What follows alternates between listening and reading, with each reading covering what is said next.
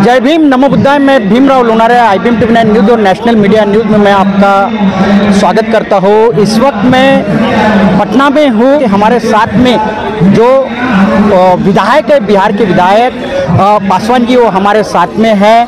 और ख़ास बात मैं बताना चाहूँगा कि बिहार का चुनाव भी है, हम उसी पे उनसे बात करेंगे। कैसे हो पासवान जी?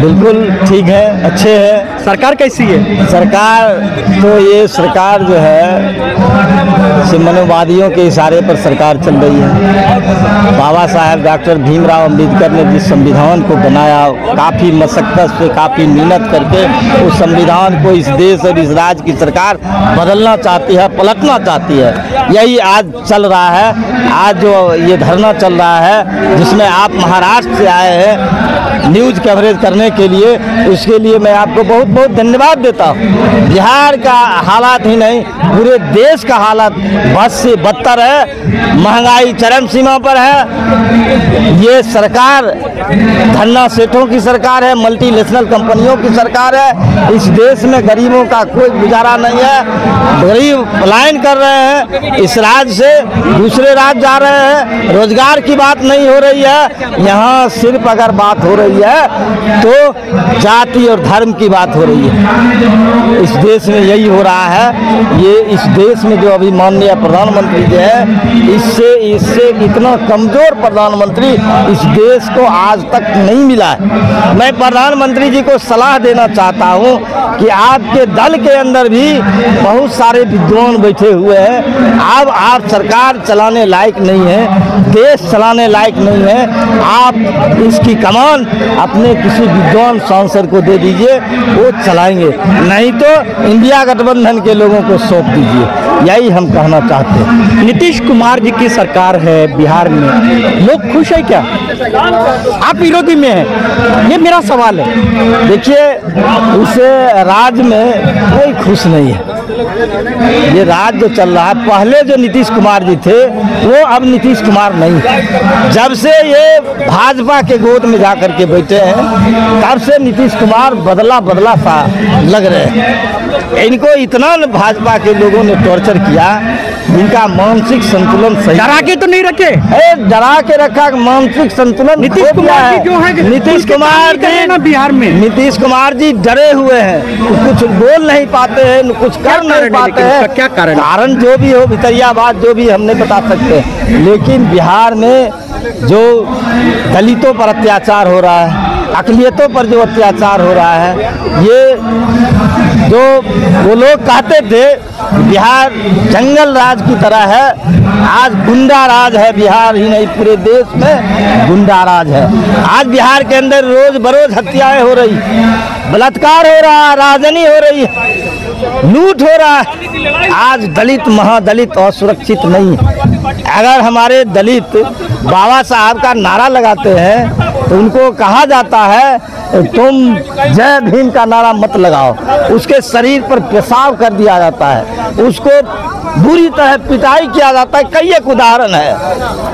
इसलिए आप कौन से यानी क्षेत्र के विधायक हो? मैं बेगूसराय बखरी से आता हूँ। बिहार का एक बेगूसराय जिला है, इलाका है ये पिछड़ा इलाका है। पिछड़ा ही नहीं कहिए उसको, बेगूसराय जिला पूरे बिहार में औद्योगिक जिला है। अगर बिहार में उद्योग धंधा है तो बेगूसराय जिला में है। पहली बार क्या है, लेकिन बिहार बेगूसराय के नौजवानों को रोजगार नहीं मिलता है। लेकिन आप तो विधायक हैं, आप रोजगार के लिए तो लड़ते होंगे ना कि हमारे क्षेत्र के जो युवा है उन्हें रोजगार मिले करके। लड़ाई तो हम लोग लड़ते हैं, लड़ाई तो आंदोलन करते हैं इस सवाल को लेकर के। बिहार का जो हमारा बेगूसराय औद्योगिक नगरी है, पूरे एशिया महादेश में 8वां स्थान उसका है, जो प्रदूषित शहर है। सारे कल कारखाना हुआ, हमारे लोग बीमारी से मरते हैं, असाध्य बीमारी से मरते हैं। कैंसर ऐसे असाध्य रोग इस वहाँ अधिक मिलेंगे आपको, लेकिन वहाँ के लोगों को उस उद्योग धंधा से कोई रोजगार नहीं मिलता है। अभी हम महाराष्ट्र से आपके बिहार में आ रहे थे, पटना में आ रहे थे। हम ऑटो से आए, ऑटो से हम बोले चलो अभी चलते, हम पटना घूमते हैं। हमने देखा गंदगी बहुत दिखाई दी हमें।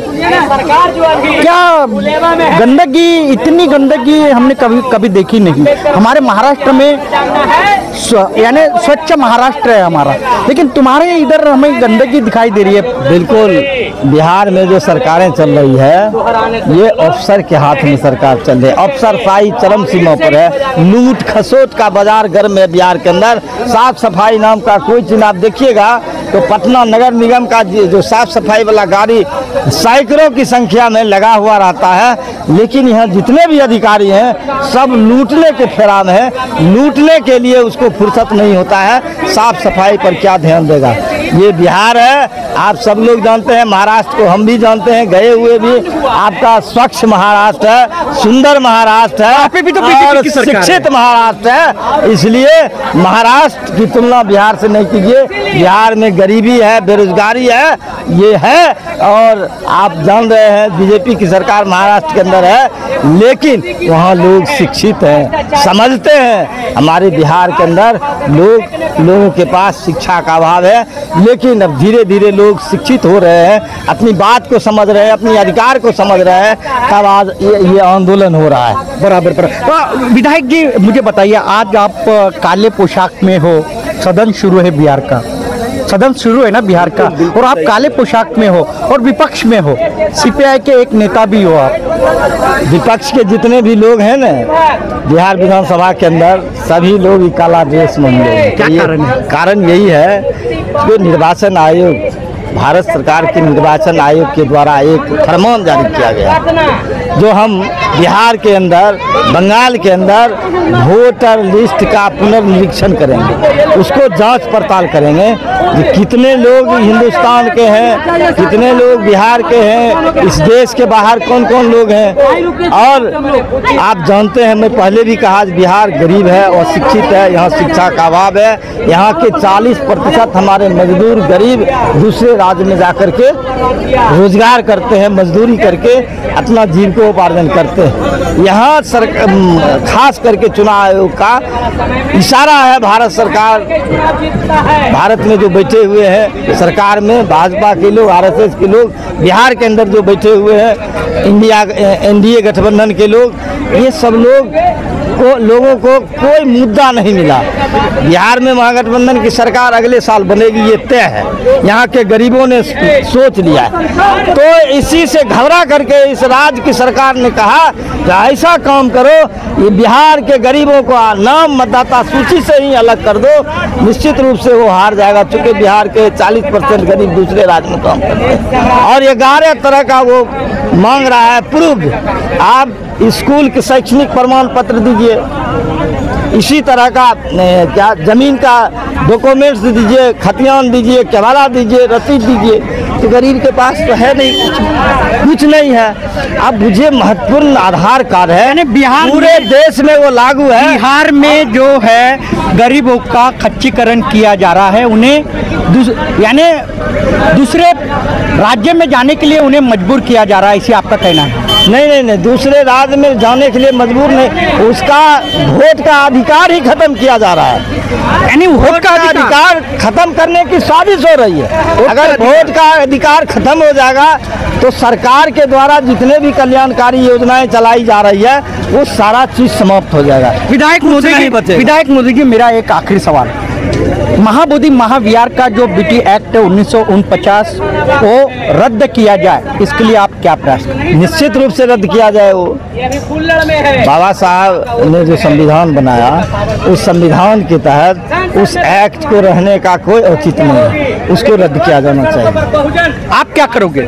हम लोग क्या करेंगे? हम लोग, आप लोग, ये जितने भी बौद्धिस्ट हैं, इनके साथ हम आंदोलन करने के लिए तैयार हैं। हमारी पार्टी, हमारा संगठन और जितने भी बाबा साहब डॉक्टर भीमराव अंबेडकर के मानने वाले लोग हैं, तमाम लोग इस सवाल को लेकर सदन में भी इस सवाल को हम उठाएंगे। हम ये थे हमारे साथ में बिहार के जो विधायक है पासवान जी है, और उनका साफ तरीके से कहना है कि बिहार का अभी चुनाव है और बिहार के चुनाव में मतों का फर्जीवाड़ा हो सकता है, उसे रोकने के लिए वो जो अभी बिहार में जो सदन शुरू है, तो सदन में काले पोशाक में जो विपक्ष के विधायक है वो सब काले पोशाक में आए कि मतों का फर्जीवाड़ा ना हो। और मैं खास बात ये भी बताना चाहूँगा कि यहाँ का जिस प्रकार से विकास होना चाहिए, पटना का जिस प्रकार से विकास होना चाहिए, उस प्रकार से भी पटना का विकास नहीं हो पाया। और आने वाले चुनाव में निश्चित ही जनता जो है वो यहाँ की जो नीतीश कुमार सरकार है उन्हें सबक सिखाएगी और यहाँ पे परिवर्तन की लहर आएंगी, ऐसा भी हमें विधायक पासवान जी ने कहा है। आपका बहुत बहुत धन्यवाद जो हमारे IBM TV9 न्यूज़ और नेशनल मीडिया न्यूज़ में आपका कीमती समय दिया है और आपने मुलाकात दिया है। आप देखते रहिए IBM TV9 news national media news. हमारे चैनल को लाइक कीजिए, सब्सक्राइब कीजिए, आइकॉन बेल बटन दबाना न भूले। धन्यवाद, नमस्कार, जय हिंद।